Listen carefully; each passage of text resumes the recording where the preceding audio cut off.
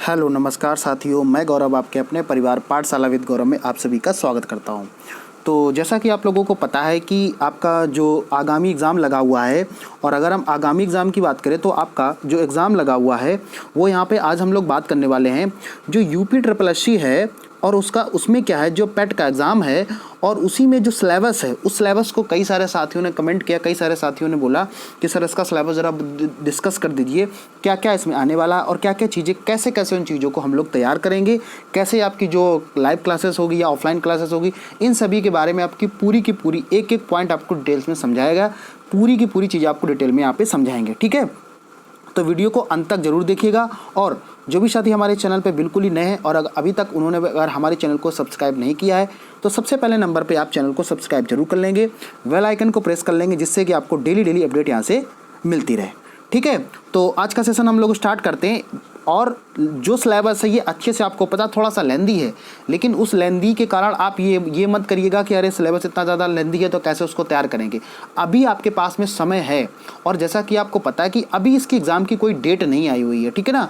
अभी आपको अच्छे से पता है 26 जून इसकी एग्ज़ाम, जिन साथियों ने अभी तक फॉर्म फिलअप नहीं किया है वो साथी ऑनलाइन फिलअप कर सकते हैं। और इसकी लास्ट डेट का है 26 जून इसकी अंतिम तिथि है, ठीक है। तो जून में अगर है तो आई थिंक उम्मीद लगाई जा रही है कि सितंबर तक इसका एग्ज़ाम हो सकता है। समय कम है, सिलेबस ज़्यादा है, तो क्या रणनीति होनी चाहिए, क्या स्ट्रेटजी होनी चाहिए, इन सभी स्ट्रेटजी के साथ में आपको पूरी की पूरी आपको डिटेल यहाँ पे समझाएंगे, ठीक है। तो सेशन को हम लोग स्टार्ट करते हुए जरा समझते हैं कि कौन सा पार्ट कितने नंबर का यहाँ पे आने वाला है। सबसे पहले नंबर पे यहाँ पे देखो, आपको एक एक पॉइंट समझ लेते हैं। यहाँ पे लिखा हुआ है उत्तर प्रदेश अधीनस्थ सेवा चयन बोर्ड आयोग द्वारा प्रारंभिक अर्हता परीक्षा, यानी कि ये आपकी प्रारंभिक अर्हता प्री का एग्जाम होगा, इसके बाद मेंस एग्जाम होगा, ठीक है। अब हम लोग यहाँ पे बात करते हैं कि आखिर कौन सा एग्ज़ाम है और कौन से एग्ज़ाम में क्या क्या चीज़ें आने वाली हैं। तो यहाँ पे हम बात किसकी कर रहे हैं, पीटी एग्ज़ाम की बात कर रहे हैं, और पीटी एग्ज़ाम में क्या क्या आने वाला है। तो सबसे पहले नंबर पे यहाँ पर बात की गई है हिस्ट्री की बात की गई है, ठीक है। इंडियन हिस्ट्री की बात की गई है, किसकी, इंडियन हिस्ट्री की यहाँ पे बात की गई है। और इंडियन हिस्ट्री जो है ये आपका, अगर यहाँ पे बात की जाए तो केवल और केवल, ध्यान समझिएगा सभी साथी, इंडियन हिस्ट्री की अगर हम बात करें तो ये आपका 5 नंबर का यहाँ पे आपका आने वाला है। और इस 5 नंबर में सिलेबस इतना ज़्यादा है, और तो यही चीज़ आपको समझनी है कि सिलेबस को कैसे तैयार किया जाए, ठीक है। समझते हैं। सबसे पहले नंबर पे एक पॉइंट आपको याद रखना है कि इसमें सिंधु घाटी सभ्यता के बारे में आएगा। क्या चीज़ सिलेबस में, क्या, सिंधु घाटी सभ्यता। तो सिंधु घाटी सभ्यता से रिलेटेड जितने भी सारे प्रश्न बनते हैं वो सभी प्रश्न क्या हैं, आपको याद करने हैं, ठीक है। और जैसा कि मैंने आपसे वादा किया है कि ये यूपी ट्रिपल एससी का जो सिलेबस के अकॉर्डिंग, नए सिलेबस के अकॉर्डिंग आपकी क्लासेस जल्दी शुरुआत हो जाएंगी। तो आज हो सकता है कल से ही आपकी क्लासेस शुरुआत हो जाएँ, तो उसके लिए आप लोग लगातार चैनल पे विजिट करते रहिए। इसके साथ साथ में यहाँ पे वैदिक संस्कृति बाद जो वैदिक काल था, वैदिक काल के बारे में यहाँ पर बता क्या क्या वहाँ संस्कृति हुई थी, इसके बारे में यहाँ पे आपका पूरा का पूरा यहाँ पे आने वाला एग्जाम में। और इसी के साथ साथ में अगर हम याद करें बौद्ध धर्म, तो बौद्ध धर्म में क्या क्या चीज़ें आपको पढ़नी है, गौतम बुद्ध के बारे में पढ़ना, और बुद्ध के बारे में जीवनी और इनकी जो शिक्षाएं, मतलब इन्होंने जीवन में क्या क्या किया और कौन कौन सी शिक्षाएं हुई। अगर एक एक पॉइंट को आप अच्छे से समझेंगे तो आपको आज से, अगर आप तैयारी शुरुआत नहीं की है तो आप इसको बहुत अच्छे से कर सकते हो, ठीक है।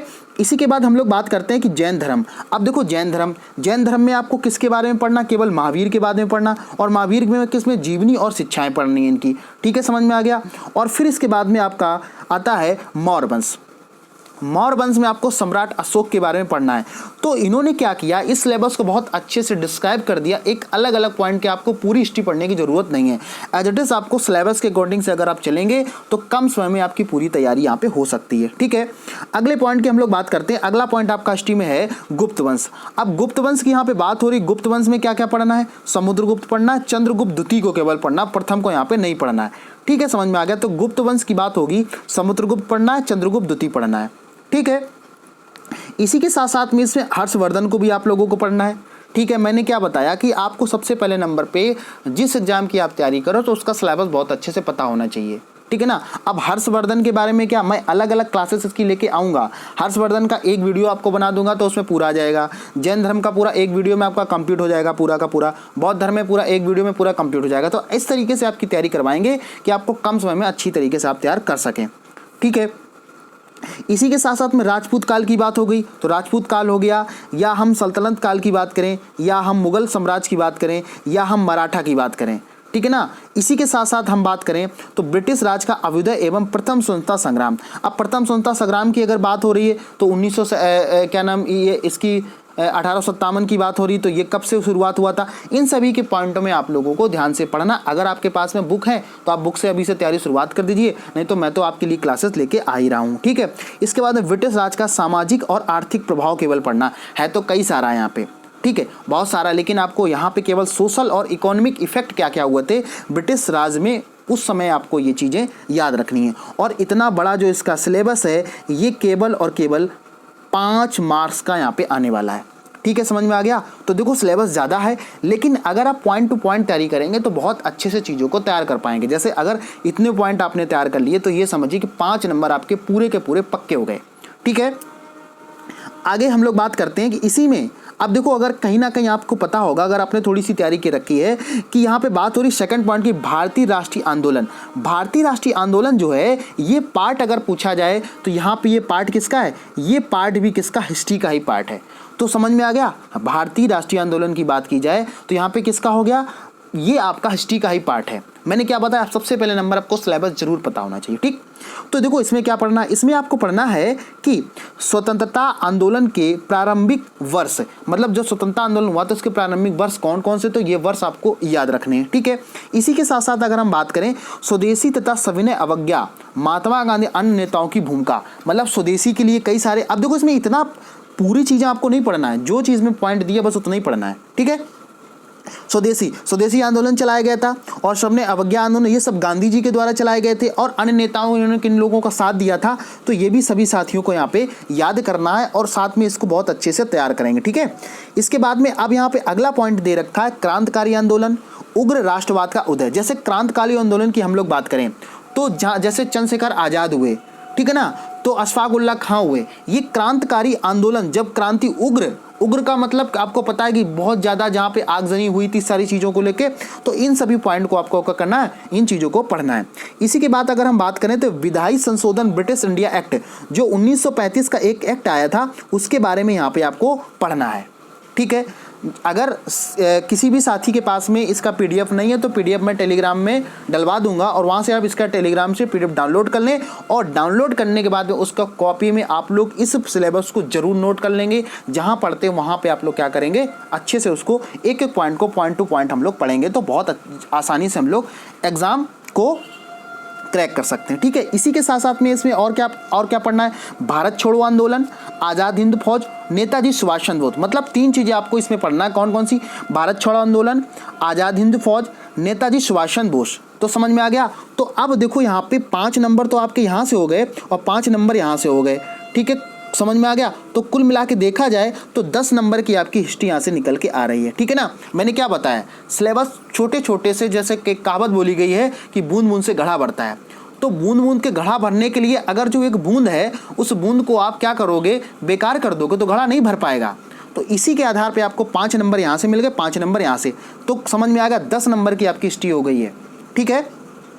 आगे हम लोग नेक्स्ट की बात करते हैं कि ज्योग्राफी में क्या क्या सिलेबस है, कि किन किन चीज़ों को हमें पढ़ना है, जरा उसको हम लोग समझ लेते हैं, ठीक है।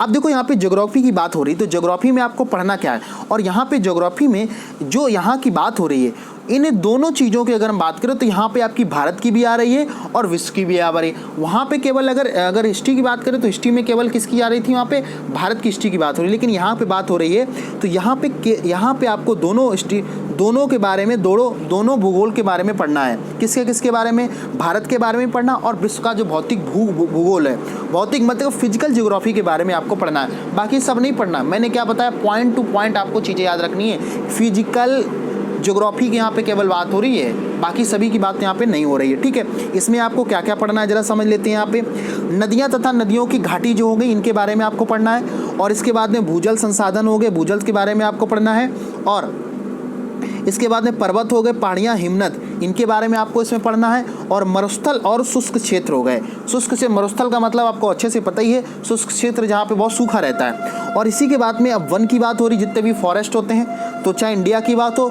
चाहे आपके किसकी बात हो, क्या नाम इसकी वर्ड की बात हो, तो ये सभी साथी इसमें पॉइंट को याद रखेंगे। इसके साथ साथ में अगर यहाँ पे खनिज संसाधन, जो भी मिनरल्स आपके हैं, मिनरल्स जो सोर्स हैं, उनके बारे में यहाँ पे आपको सिलेबस में दे रखा है, और सिलेबस विशेषकर भारत में। तो यहाँ पे देखो एक पॉइंट समझ में आ गया। अब कई सारे लोग क्या करेंगे, सिलेबस को अच्छे से पढ़ेंगे नहीं और पूरा का पूरा उन्हें पता ज्योग्राफी में पूरा पढ़ डालेंगे, बाद में ये पता चलेगा आप जो पढ़ते रहे तो वो सिलेबस का हिस्सा ही नहीं था। ठीक है ना। तो ये आप लोग गलती मत करिए, क्योंकि आप मेरे स्टूडेंट हो, आपको अच्छे तरीके से चीज़ को पढ़ना है। ठीक, अगले पॉइंट की हम लोग बात करें तो यहाँ पे आपको क्या है, भारत एवं विश्व राजनीतिक भूगोल। अब देखो यहाँ पे किसकी बात हो रही थी, फिजिकल की बात हो रही थी, और यहाँ पे केवल पॉलिटिकल की बात हो रही। किसकी बात हो रही, पॉलिटिकल की। तो पॉइंट समझ, ज्योग्राफी में आपको दो चीज़ें अच्छे से तैयार करनी है, एक तो इसका जो फिजिकल ज्योग्राफी हो गई और आपका पॉलिटिकल ज्योग्राफी हो गई।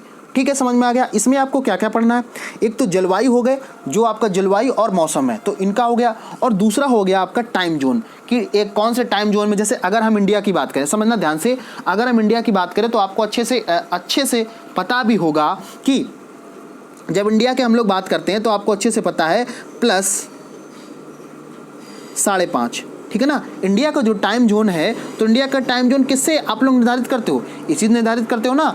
तो इसी तरीके से क्या है, जितने भी टाइम जोन है, इन सभी टाइम जोन को आपको याद करना है। ठीक है ना, समझ में आ गया। अगले पॉइंट की हम लोग बात करते हैं। अगला पॉइंट यहाँ पे है जनसांख्यिकी परिवर्तन तथा प्रवास। अब जो जनसंख्या है, उस जनसंख्या के स्टैटिक क्या है, उसमें परिवर्तन कैसे हुआ, क्या क्या उनमें प्रोसेस हो रहे हैं, क्या क्या चीज़ें हुई। तो आई थिंक, मुझे उम्मीद है ज्योग्राफी का सिलेबस आपको पूरा का पूरा समझ में आ गया होगा कि आपको कितना पढ़ना है और क्या नहीं पढ़ना है। एक सिलेक्शन, एक जो टॉपर्स होता है और एक जो टॉपर्स नहीं होता, उन दोनों में केवल फ़र्क यही होता है, वो उन चीज़ों को पढ़ता है जो आपके एग्ज़ाम पॉइंट ऑफ व्यू से बहुत ज़रूरी होते हैं। और बाकी लोग क्या होते हैं, बस उनको पता अच्छा पीटी का आया हुआ है, लग पड़े, पूरी की पूरी किताबें उठा के पूरा रट्टा मार लिया। लेकिन जब आप एग्ज़ाम में देने गए, पता चला आप पढ़ते रहे, लेकिन एग्ज़ाम में कोई ऐसा आपका प्रश्न नहीं फंसा। तो आप लोग ये गलती मत करिएगा। ठीक है, तो ये भी कितना हो गया, 5 नंबर का हो गया। ठीक, इसी की बात हम लोग बात करने वाले हैं इकोनॉमिक्स की। जरा समझ लेते हैं भाई इकोनॉमिक्स में क्या क्या आने वाला है। अगर वीडियो थोड़ा सा लंबा भी हो जाता तो आप लोग उसके लिए परेशान मत होइएगा, क्योंकि आपको मैं एक एक पॉइंट अच्छे से यहाँ पे डिस्कस करने वाला हूँ। ठीक, इसी की अगर हम बात करें तो यहाँ पर बात किसकी हो रही है, इंडियन इकोनॉमी की बात हो रही है। यहाँ पे ये भी चीज़ आपको साथ में याद रखा, इंडियन इकोनॉमी की यहाँ पे बात हो रही है। इंडियन इकोनॉमी में यहाँ पे आपको क्या क्या पढ़ना है, तो देखो कब से कब तक आप यहाँ पे बहुत अच्छे से डिटेल में दे रखा है। भारतीय अर्थव्यवस्था 1947 से 1991 तक आपको पढ़ना है। ठीक है ना। तो ये अगर आपको सिलेबस में दे रखा, तो ये सभी मैं आपके पॉइंट डिस्कस करूँगा जब आपकी क्लास शुरुआत होगी, तो ये सभी पॉइंट आपके डिस्कस करूँगा मैं। ठीक है, समझ में आ गया। इसके साथ साथ में यहाँ पे योजना आयोग और पंचवर्षीय योजनाएं। तो योजना आयोग और पंचवर्षीय योजनाएं, जैसा कि आपको पता है कि योजना आयोग को अब वर्तमान समय में नीति आयोग बता दिया गया। ठीक है ना। तो पंचवर्षीय योजनाएं, जो 5 वर्ष में योजनाएं होती हैं, उन्हीं को बोला जाता है। कि जैसे यहाँ पे होगा पंचवर्षीय, पहले पंचवर्षीय योजना किस मॉडल पे निर्धारित थी, दूसरी पंचवर्षीय योजना किस पे रही है, महाविभाजन वर्ष किसको बोला जाता है। तो इन सभी चीज़ों पे क्या आपको अच्छे से डिस्कस करना और अच्छे से चीज़ों को समझना है और अच्छे से आपको नोट्स बनाना है। ठीक, यहीं पे अगले पॉइंट की हम लोग बात करें इकोनॉमी में, तो मिश्र अर्थव्यवस्था की बात हो रही है, निजी एवं सार्वजनिक। तो यहाँ पर किसकी बात हो रही है, निजी और सार्वजनिक चीज़ों की बात हो रही है। तो यहाँ पे आपको दोनों पब्लिक और प्राइवेट दोनों की यहाँ पे एरियाज़ की यहाँ पे बात की गई है, किसकी, मिश्रित अर्थव्यवस्था में। ठीक, हरित क्रांति की हरित क्रांति की बात हो रही है। हरित क्रांति में आपको इसमें चीज़ें पढ़ना है, और इसके साथ में दुग्ध और ऑपरेशन फ्लड। ठीक, और बैंकों का राष्ट्रीयकरण सुधार। अब जैसे क्या देखा अभी आपने देखा है कि कई सारी बैंकों का राष्ट्रीयकरण हो रहा है। मैंने क्या बताया कि जब तक आप पॉइंट को सिलेबस के अनुसार नहीं समझेंगे, तब तक आपका सिलेक्शन से दूर हो। अब देखो, बैंकों को राष्ट्रीयकरण से मतलब यहाँ पे क्या हुआ कि जैसे कि 3-4 बैंकों को एक साथ मिला दिया गया।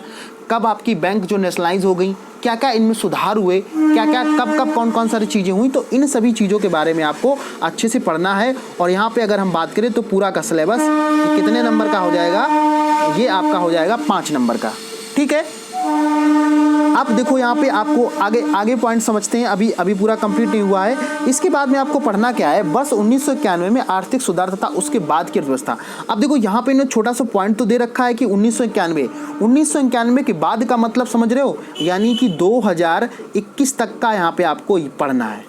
ठीक है, समझ में आ गया, क्योंकि 1991 में इन्होंने डेट दे रखी है और ये कब की अर्थव्यवस्था के इकोनॉमी क्या क्या सुधार हुए हैं, इन सभी के बारे में यहाँ पे आपको पढ़ना है।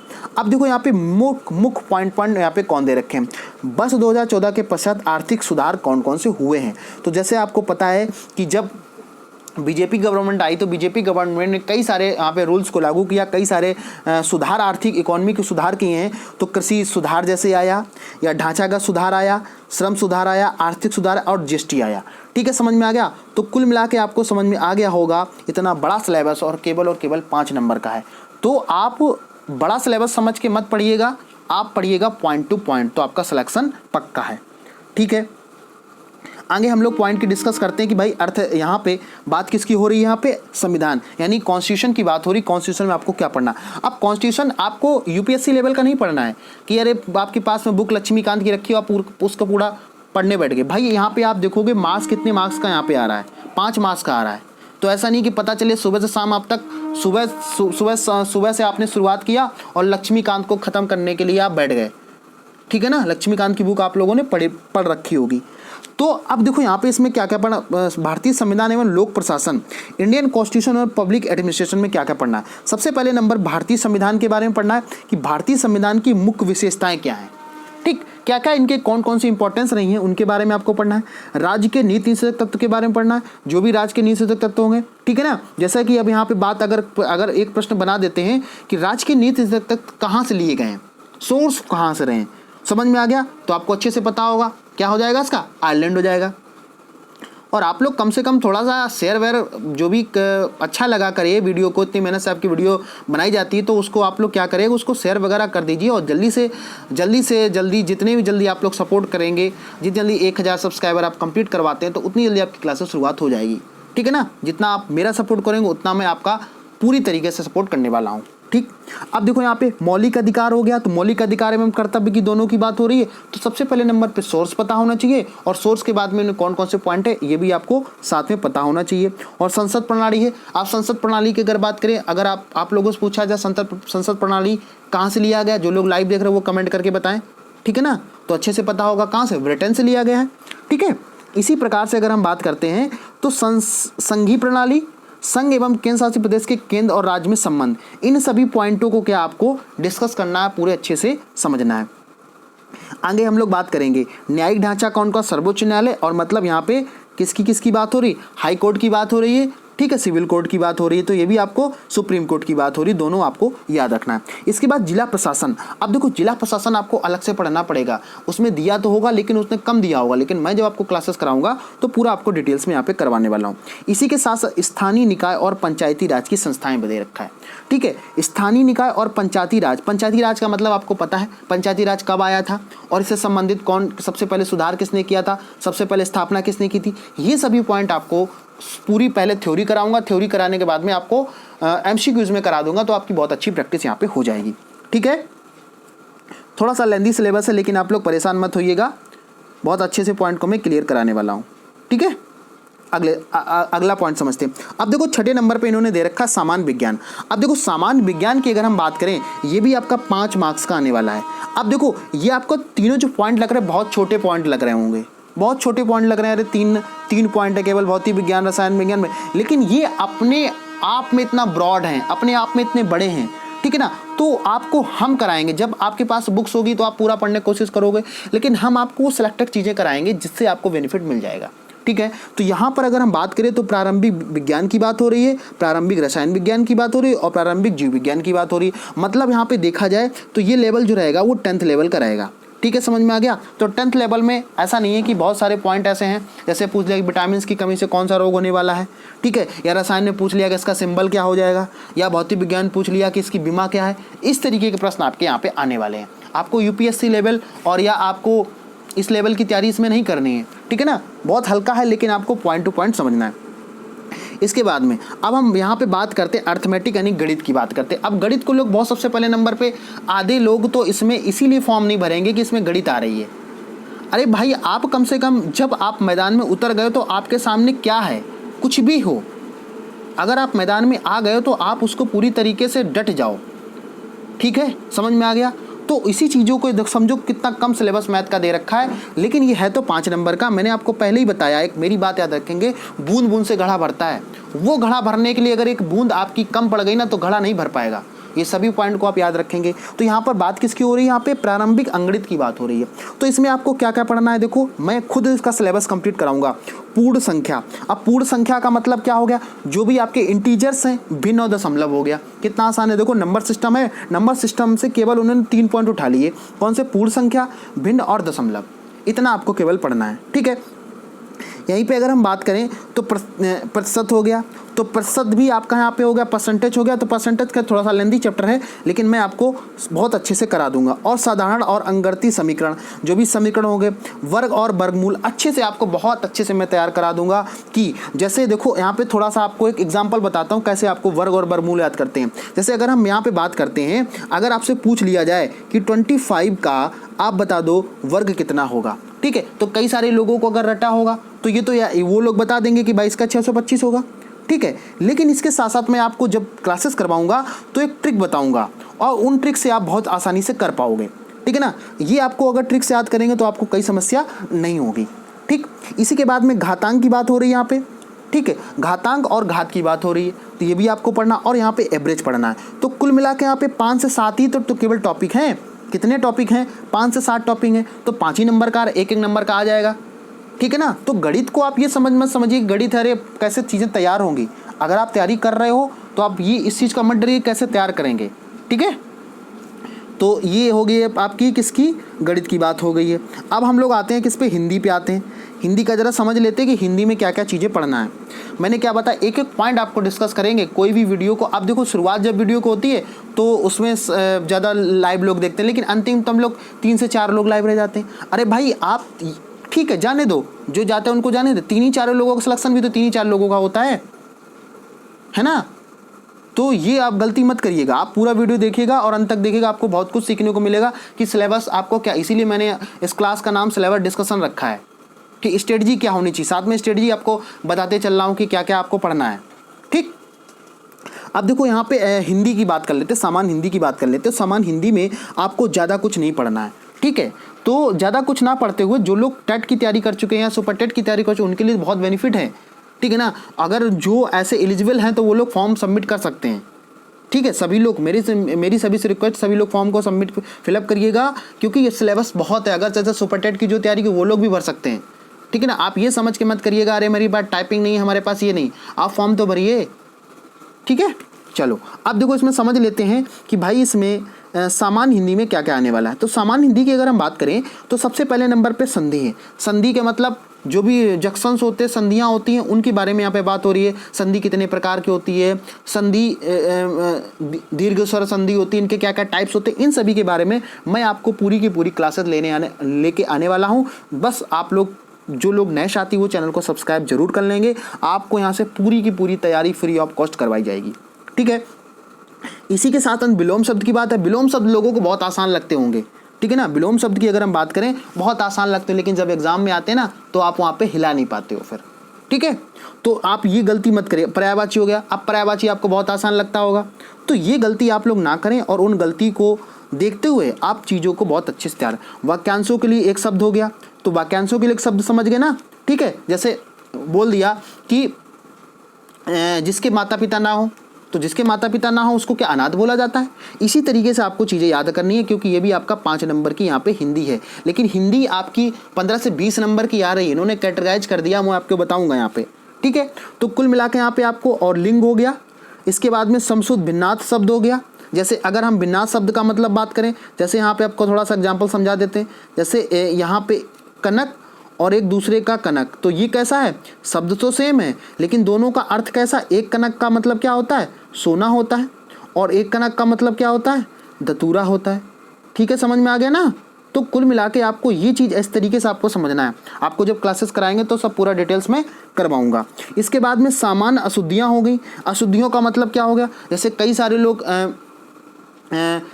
लोग क्या करते हैं, जब लिखते हैं तो लिखने में कई सारी अशुद्धियाँ करते हैं। तो आपको जब मैं क्लास में कराऊंगा तब चीज़ें आपको डिटेल में कराऊंगा। और लेखक और उनकी रचनाएं, और ये कई सारे लोग गलत कर देते हैं, सोचते हैं लेखक याद नहीं होते। मैं आपको ट्रिक से याद कराऊंगा, हर एक चीज़ आपकी तैयार करवाने वाले हैं। बस आप लोग इसी तरीके से आप लोग विश्वास बनाए रखिएगा और आपका सिलेक्शन पक्का है, ठीक। अब देखो यहाँ पे क्या हुआ, इस बार जो नया इन्होंने यूपी ने जो नया ऐड किया है वो किसको ऐड किया है वो मैं आपको बता दूं। तो यहाँ आप सभी के लिए क्या है, अंग्रेजी। अब देखो क्या है, कई सारे लोग क्या करते हैं, उनके दिमाग में हवा चलता रहता, अरे मैथ आ रही, इंग्लिश आ रही, हम तो ये फॉर्म ही नहीं भरेंगे। अरे भाई अब उसको सिलेबस को देखो कि उसके सिलेबस में क्या क्या चीज़ें हैं, सिलेबस के अकॉर्डिंग हमें चीज़ें पढ़नी। अगर आप यूपीएससी की बात करें तो यूपीएससी में, अगर यूपीएससी की बात करें, आईएएस की बात करें, वहाँ सिलेबस बहुत लेंदी होता है, वहाँ चीज़ें आपको लिखनी पड़ती हैं। यहाँ पे उस तरीके से नहीं, 5 नंबर की अगर इंग्लिश आ रही है तो क्या आप अभी से बचपन से इतनी सारी इंग्लिश आपने पढ़ी, आप 5 नंबर का नहीं कर पाओगे, अच्छे से कर पाओगे, लेकिन आप डर पहले ही जाते हो मैदान में आने से पहले, ठीक है। तो अंग्रेजी व्याकरण का मतलब क्या हो गया, इंग्लिश ग्रामर हो गया। ग्रामर के जैसे आपका प्रपोजिशन हो गया, और क्या नाम, कंजक्शन हो गया, नाउन हो गया, प्रोनाउन हो गया, इन सभी के बारे में यहाँ पे बात की जाएगी, ठीक है। और उसी में आपका अपठित और ये आधारित गद्यांश हो गया, ठीक, जैसे एक स्टेंजा का कंप्रेशन जिसे बोलते हैं। तो ये तो आपके लिए बहुत बेनिफिट रहेगा ना, 5 नंबर का, 5 नंबर में अगर आप 4 नंबर भी लेके आ रहे हैं तो क्या कम है ये, ठीक है, समझ में आ गया, ठीक है। अब देखो यहाँ पे मेन चीज़ आती है, अब यहाँ पे मेन आपका आता है रीजनिंग, ठीक। अब रीजनिंग देखो कई सारे साथी लोगों को यहाँ 5 नंबर की दिख रही है, लेकिन कुछ सब्जेक्ट ऐसे होते हैं जो आपकी पढ़ाई को क्या कराते हैं, मोटिवेट करते हैं। जैसे रीजनिंग सब्जेक्ट ऐसा है कि जब रीजनिंग आप लगाने बैठोगे तो वो क्या करता है, आपको मोटिवेट करता है। जैसे जैसे प्रश्न आप सॉल्व करते तो आपको मोटिवेशन आता, अरे बहुत अच्छे से मैं सॉल्व कर पा रहा हूँ, ठीक है ना।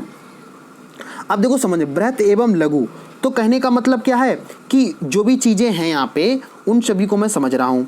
देखो यहाँ पे क्रम और रैंकिंग हो गया, मतलब यहाँ पे ऑर्डर हो गया और रैंकिंग हो गया, संबंध हो गया। अब संबंध का मतलब रिलेशन हो गया, ठीक, किसी से किस प्रकार, समूह से भिन्न को अलग करना। अब यहाँ पे अपोजिट चीज़ हो गई भाई, जैसे मैंने आपको, अगर आप मेरा जो क्या नाम रीजनिंग का मैंने पूरा करवा रखा है, तो आप उस पर जाएंगे, प्लेलिस्ट में देखेंगे रीजनिंग एनटीपीसी के नाम से क्या नाम प्लेलिस्ट बनी हुई है। तो आप लोग ये मत परेशान होएंगे एनटीपीसी में आया, यहाँ नहीं आएगा, आपको जो चीज़ में सिलेबस दे रखा उस सिलेबस के अनुसार आप उस पर कर सकते हैं, ठीक है। अब देखो यहाँ पे कैलेंडर, हाँ कैलेंडर और क्लॉक की आपकी क्लास करवानी है तो वो मैं जल्दी करवा के जल्द ही मैं उसको अपडेट कर दूंगा। कैलेंडर और घड़ी की जो क्लास है ये आपकी आ जाएगी, इसके लिए आप लोग परेशान मत होइएगा, ये क्लास आपकी यूट्यूब पे भी नहीं करवाई गई है। कारण और प्रभाव, ठीक है ना, तो ये भी समझ में आ गया। कोडिंग और डिकोडिंग आपको इतने अच्छे से याद करवा दूंगा कि कोई समस्या आपको नहीं होने वाली है। और यहाँ पे विश्लेषण और कथन और निष्कर्ष जिसे बोलते हैं, ठीक है ना, कि कोई सारे पॉइंट दे, आप लोग प्लेलिस्ट में जाइएगा। रीजनिंग का मैंने पूरा यहाँ पे पूरा करीब 28-27 क्लासें पढ़ी हैं, तो इसको आप लोग साथ में देख लीजिएगा, ठीक है। आगे हम लोग बात कर लेते हैं कि भाई यहाँ पे अब क्या चीज़ आने वाली। अब देखो यहाँ पे बात किसकी हो रही, जरा ये समझ लेते हैं यहाँ पे, ठीक है। अब देखो एक यहाँ पे ये बहुत इंपॉर्टेंट आपके लिए जो आपको सिलेक्शन दिलवाएगा, ठीक, समझ में आ गया। मैंने अच्छे से आपको फिर से बता रहा हूँ कि उन चीज़ों को आपको याद करना कि जो आपको सिलेक्शन के बहुत नज़दीक ले जाएंगे। अब देखो समझो, यहाँ पे बात करंट अफेयर की हो रही, किसकी बात हो रही, करंट अफेयर। और करंट अफेयर आपका सीधा का सीधा 10 मार्क्स का आ रहा है, ठीक है, समझ में आ गया। चाहे आप किसी भी एग्जाम की तैयारी कर रहे हो, सुपर टेट, यूपीएसआई, किसी भी एग्जाम के लिए, सब में करंट अफेयर आएगा। और आज ही मैंने आपकी अप्रैल माह की करंट अफेयर करवाई है, तो जिन साथियों ने नहीं देखी वो पहले जरूर देख लें जाके। और मैं अलग अलग जो मंथ हैं उनकी भी करंट अफेयर लेके आने वाला हूँ, तो वो लोग आप लोग देखिएगा जरूर, ठीक। तो करंट अफेयर समझ में आ गया। करंट अफेयर तो आपको पता ही 10 मार्क्स का हो गया सीधा का सीधा। डेली अगर देखते जा रहे, डेली आप चीज़ों को नोट करते जा रहे, तो 10 नंबर आपके कहीं नहीं जाने वाले हैं, ठीक है। इसी के अगर हम बात करें, जनरल अवेयरेंस की बात हो गई। अब देखो जनरल अवेयरेंस में आपको क्या क्या चीज़ें पढ़नी है, इतना आपको याद रखना है। जैसे भारत के पड़ोसी जो देश हो गए, भारत के पड़ोसी देश का मतलब क्या हो गया कि बांग्लादेश हो गया, पाकिस्तान हो गया, ये सभी चीज़ें आपको पढ़ना है, ठीक है। मैं आपको अलग अलग वीडियो में एक एक आपको करवाऊंगा, तो आपको दिक्कत नहीं होने वाली। इसके बाद में अगर हम बात करें देश, राजधानी एवं मुद्रा, जैसे अगर बात करें इंडिया देश है और इसकी राजधानी क्या है, ठीक है ना, राजधानी क्या है, नई दिल्ली है, और नई दिल्ली के साथ में मुद्रा पूछेगी, मुद्रा यहाँ पे रुपया हो जाएगा। इसी प्रकार से जितने भी देश हैं ये सभी चीज़ें मैं आपको ट्रिक के द्वारा याद करवाऊंगा, ठीक है। भारत के राज्य और केंद्र शासित प्रदेश की बात हो रही है, कितने राज्य हैं, सभी लोग कमेंट करके बताइएगा, ठीक है, सभी लोग कमेंट करके बताइएगा वर्तमान समय में कितने आपके राज्य हैं और कितने केंद्र शासित प्रदेश हैं, ठीक है, सभी लोग कमेंट करके बताएंगे कितने यहाँ पे हैं। अब देखो अगला पॉइंट देखते हैं, भारतीय संसद, राज्यसभा, लोकसभा, विधानसभा परिषद, इन सभी के बारे में आपको पढ़ना पड़ेगा। राष्ट्रीय और अंतर्राष्ट्रीय दिवस, अब देखो मैं आज जब करंट अफेयर करवा रहा था तो कई सारे लोग क्या कर रहे थे, क्लास को छोड़ के जा रहे थे, उनको लग रहा था अरे हमारे तो ये नहीं आने वाला। देख लिया ना, इसमें सीधा सीधा पॉइंट एक दिख रखा है क्या, राष्ट्रीय और अंतर्राष्ट्रीय जो दिवस हैं। मैंने अप्रैल माह के आज पूरे कंप्लीट करवा दी करंट अफेयर में, तो उसमें आपको करंट अफेयर जब क्लास देखोगे ये चीज़ मिल जाएगी आपको, ठीक है। और विश्व संगठन और उनके मुख्यालय, मतलब जितने भी संगठन हैं उन संगठन के आधार पर आपके मतलब वो चीज़ें आपको याद रखना है। भारतीय पर्यटन स्थल हो गया, तो ये भी आपको रखना। भारत की कला और संस्कृति हो गई, ठीक है। भारत एवं विश्व के खेल हो गए कि कबड्डी में कितने खिलाड़ी होते हैं और पोलो में कितने खिलाड़ी होते हैं, क्रिकेट में कितने, ये सभी आपको चीज़ें पढ़नी है। भारतीय अनुसंधान संस्थान हो गए, जैसे दलान अनुसंधान की बात करें आपके कानपुर में है, ठीक है। तो अगर ऐसे बात करें तो ये सब चीज़ें आपको पढ़नी है। इसके बाद प्रसिद्ध पुस्तक और उनके लेखक, अब जैसे क्या हो गया, आपको पता द एग्ज़ाम वॉरियर की अगर बात करें तो नरेंद्र मोदी ने लिखी हुई है। इसी तरीके से क्या आपको चीज़ें याद करनी है। इसके बाद में आपको पुरस्कार और विजेता, अब पुरस्कार विजेता जैसे आज ही मैंने यहाँ एक करवाया हुआ है, ठीक है ना, तो ये आपको पढ़ना। और जलवायु परिवर्तन एवं पर्यावरण, मतलब अगर यहाँ पे इन्वायरमेंट भी आपका आने वाला, तो ये भी क्या ईवीएस की बात हो रही है। तो जो साथी यहाँ पे सुपर टेट की तैयारी कर रहे हैं या एयरटेट की तैयारी कर रहे हैं, उनके लिए पॉइंट पहले से तैयार है, तो समझ में आएगा कि आपको क्या क्या चीज़ें पढ़नी है। और ये भी देखा जाए कहीं ना कहीं कितने नंबर का है, 10 मार्क्स का है। समझ में आ गया कि नहीं आ गया। अगर आप अच्छे से तैयारी इन्हीं चीज़ों को कर लेते हो, क्या आप 15 से 18 मार्क्स नहीं ला पाओगे? आराम से ला पाओगे। अगर आप मेरे बताए हुए तरीके पे चलेंगे तो आप आराम से ला सकते हैं, ठीक है। अगर आप करें बिल्कुल भी जीरो हैं फिर भी, ठीक, समझ में आ गया होगा। आगे हम लोग डिस्कस करते हैं कि भाई आगे देखते हैं आगे यहाँ पे कौन सा पॉइंट दे रखा है। थोड़े से 2 पॉइंट बचे हुए हैं, ज़्यादा पॉइंट यहाँ पे नहीं है। अब जरा समझ लेते हैं यहाँ पे।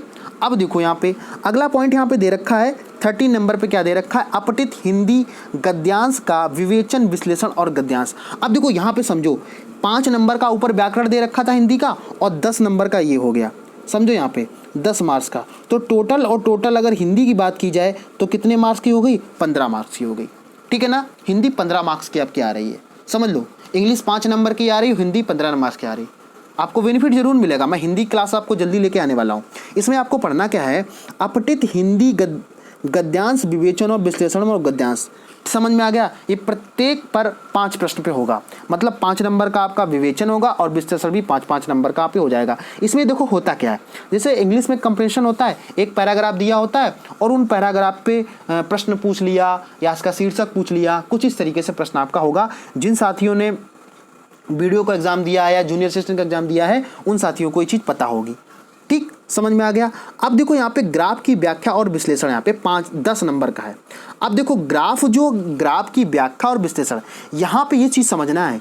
ये थोड़ा सा कई लोगों को नया पॉइंट लग रहा होगा, तो ये नया पॉइंट कुछ नहीं है, ये केवल डीआई का पार्ट है। किसका पार्ट है? ये डीआई का अलग से इन्होंने पार्ट बना रखा है। और जो आपको क्या करेगा, अगर आपने इसकी प्रैक्टिस नहीं करी है तो अगर आप बिना प्रैक्टिस के एग्जाम में चले जाते हो तो आप पूरा का पूरा इसी में समय लगा दोगे और आगे आप नहीं कर पाओगे। तो समझ में आ गया, 10 मार्क्स का आपका डीआई आ रहा है और उसमें केवल ग्राफ की आ रहा है, ठीक है, समझ में आ गया। आगे हम लोग पॉइंट करते हैं तालिका की व्याख्या करना, तो समझ में आ गया। देखो जो लोग बोल रहे थे कि रीजनिंग बहुत कम मार्क्स की आ रही है, तो समझ गए 20 नंबर का यहाँ पे हो गया और 5 नंबर का 25 नंबर की यहाँ पे रीजनिंग पूरी की पूरी आ रही है।